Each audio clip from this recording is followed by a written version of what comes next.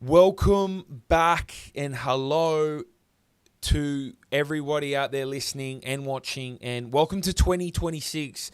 I can't believe I'm out here recording this podcast already. It feels like that end of year break went way too quickly. I don't know about you guys, but for me, definitely did. We ended the year. Travis and I sat down and we reviewed the highlights of the Everything Property podcast over the last 12 months, and what a year it was, and what some incredible guests that we had on. Thought I would sit down today to break in the new year, as we always look to do, is to give some sort of tips, resources, some suggestions on how you can win at property in 2026. It's an ever-changing landscape. What was in 2025, there has been certain lending changes that means that some things maybe are different to 2026. But I wanted to give you guys a little bit of wisdom, maybe a few things to think about now that you're on and listening to this. And I think first and most importantly, whether you guys know it or not, if you're out there, you're listening to this episode or you're watching this episode and you're on the property hunt, one thing that I've been telling the members of our course already over the past week is that agents in December have been holding back a lot of listings so that they can come into this new year absolutely fresh and with their books filled and ready to go. So if you haven't already, you need to be making moves on that property front. If you're at the stage where you're out there looking for property, you should be hitting the phones already. You should have already started that. A lot of agents that I was either talking to or had reached out to were holding back stock in December and launching it on, some were even launching on New Year's Day. Now, I'm not a real estate agent. I don't know what the best way to do that is, but I do know that a lot of them were holding to launch sometime in January. So you need to be picking up that phone. There's a good chance that our normal member listenership, or whatever you call it, audience, isn't going to be listening to this podcast. And the reason is a lot of people are still on holidays. A lot of people are still away. A lot of people are still at work. A lot of people are thinking about how good mum's roast beef was or roast chicken was over Christmas, still in some sort of ham coma. So if you're listening to this and you're already thinking about it, we're on the 6th of January and releasing this podcast. My advice would be to you is start to get out there. If you're on that property search, start to make those agents calls, because not everyone's going to be. There's going to be some people that do, some people that kick it to January, February, March, even start to pick up the phones then. By then, it's too late. You've missed the deals. Remember, the principle is extremely simple. Less competition means lower prices. Lower prices are better for us that are looking to buy and purchase property. So my first advice is going to be get started. If you haven't already, you should be hustling. And a lot of that work actually comes in December to set yourself up. But if you're not, 2nd of Jan, you should be hitting it. And now on the 6th, if you haven't already and you've waited till Wednesday, don't wait for the next couple of weeks. Start now. Get on the proofs.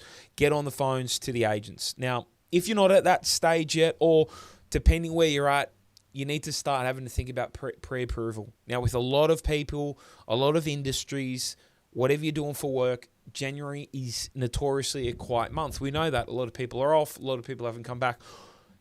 Start putting in the steps now, talking to your broker. If you don't have that pre-approval in place, use this downtime, use this quiet period to start to put your ducks together. When you go for those first few approvals, it's a pain in the ass. You've got to get receipts from absolutely everything you've ever bought, including your, 3-week holiday in Croatia 6 years ago to get to your mortgage broker. Get all those docs ready. Start to get that process ready as well. Your mortgage broker as well, hopefully, fingers crossed, isn't going to be as jammed-packed as they were in December, because everyone wants everything done by the end of the year. So hopefully your mortgage broker or a mortgage broker is back at work that you can speak to, and you can start to get the ball rolled. Get the pre-approval in place so you're not chasing your tail come February, March, when a lot of these new listings start to hit and you go, shit, I don't have a pre-approval, or I did get one, but it was in September. It's now been 3 months plus it's expired. You need to go back and, redo it and get that process going. So review it now. Pre-approval, what documentation is where I'm at. Another really good thing to do in January, which I do personally, is not only review and sit down and think about my 2025 goals. Where did I hit? Where did I need to improve? What are my goals for 2026? Set out those goals for 2026.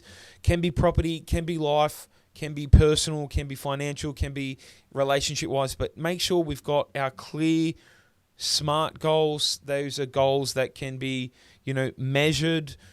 I've done podcasts before on those. You can quickly and easily Google that. I'm not going to lecture you guys on how to set smart goals, but get those podcasts ready. Book in a few dates this year. Maybe it's each quarter to review those goals and where you're at, where you're tracking, but just make sure they can be measurable. It's not going to be save a house deposit. It's going to be, I want to save $75,000 so that I can be purchasing a house by September. Cool. I currently have $30,000 in savings. Now I need an additional $40,000 or $45,000. That is going to be X amount per week. How am I going to do that? Okay, X, Y, Z. Am I going to do any extra work? That's the sort of goal that I want you guys to start to go out and set for yourselves so that you're not disappointed. If you are part of our email list, and whether you are or you aren't, we sent out an email as well to everyone out there. It went live this morning on the 6th of January. This episode is coming out on the 7th. But one of your biggest... Think back to last year. Did you promise yourself last year that you were going to make 2025 the year?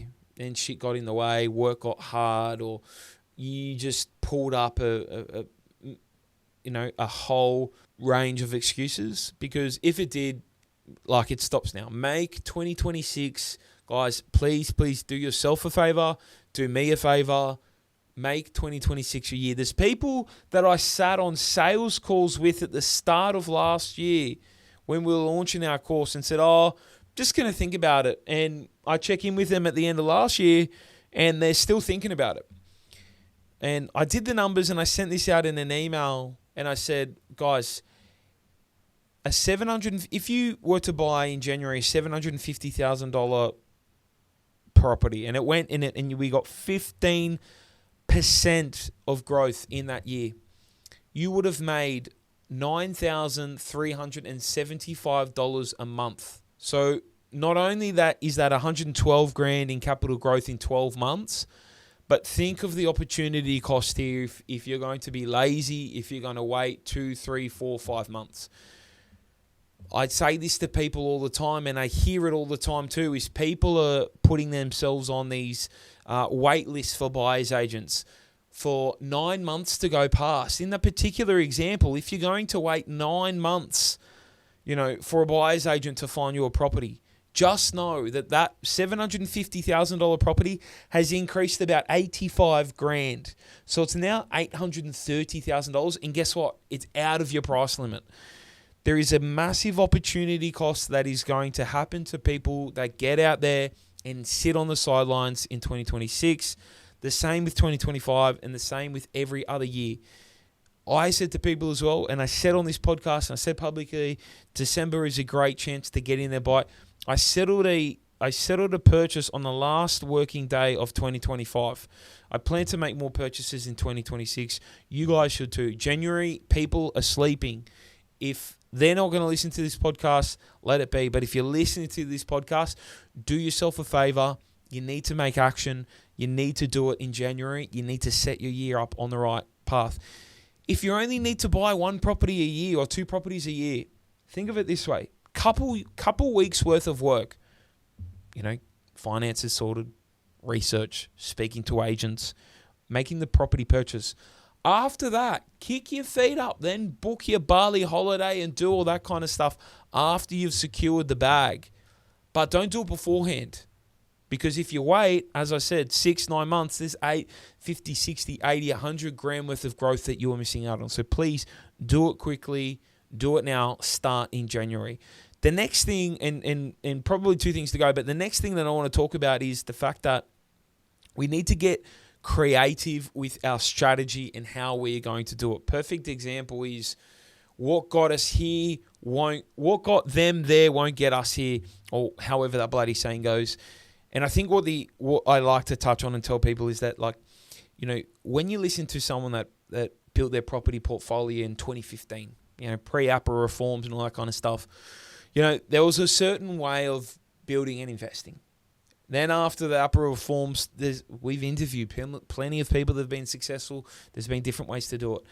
And as we know, trust lending tightened in 2025, massive crackdown on those churn and burn buyers agencies. Thanks very much, guys.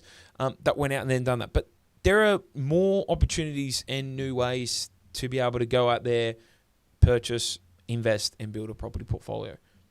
One of the options that we're seeing at the moment that's doing really well is the room arbitrage. Finding, getting that short list of suburbs, looking through the data, getting that short list of suburbs, then seeing, okay, is there any demand profile here between 3 and 4 bedrooms? For example, 4 bedrooms are just as much in demand as 3 bedrooms. Cool. Is there any opportunities with houses that are selling 3 bedrooms that I can lock in for a 3-bedroom price that have some opportunities within the floor plate? Cool. Can I spend $5,000 internal to change that house from a 3-bedroom into a 4-bedroom?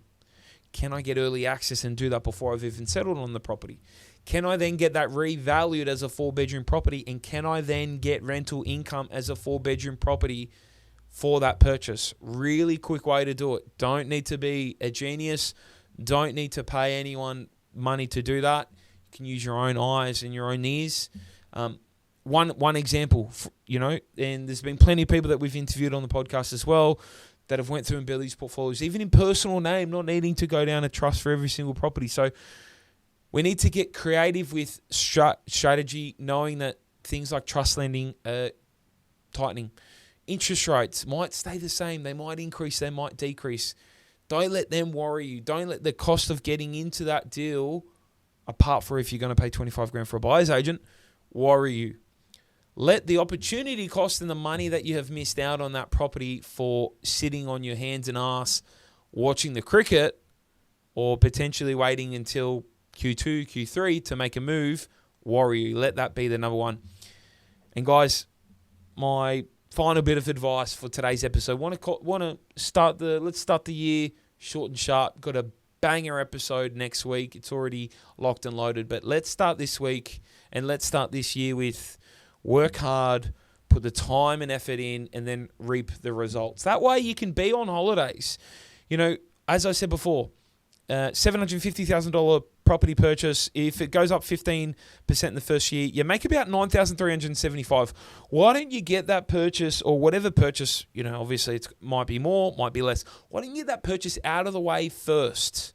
That way, when you're shaking your ass on a beach in Santorini for 4 weeks of the year, you're making 10, 15 grand on capital growth. Rather than the other way around, you come back and you're trying to, make a purchase at the end. You've missed that opportunity, missed that window. As always, guys, that's my advice to start 2026 off on the right note.